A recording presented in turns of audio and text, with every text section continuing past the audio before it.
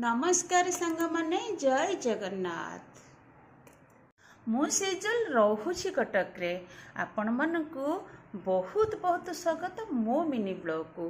आज होची मार्गशीर मासर प्रथम गुरुवार आउ कालीठु मु छुट्टी देई सारी थिली।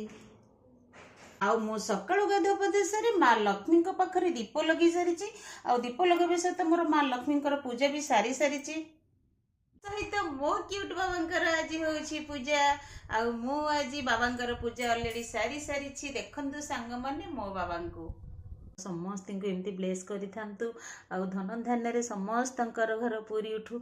समस्त को एमती अमृत दृष्टि चाहि थांतु माँ लक्ष्मी। शांति तो सेते बेले लगे जिते सकाळु सकाळु उठिकी गाधुआ पाधुआ सारी ठाकुर घर को आसी समस्त शुभकामना करी मु जिते पूजा स्टार्ट कर दिए सतरे मन को बहुत शांति लगे। आउ जहाँ भी दुख थाए जहाँ भी सुख थाए मु एमानक साथ शेयर सबू ही करे। खास करी तो मो बाबा पाखे मु सबू शेयर करे।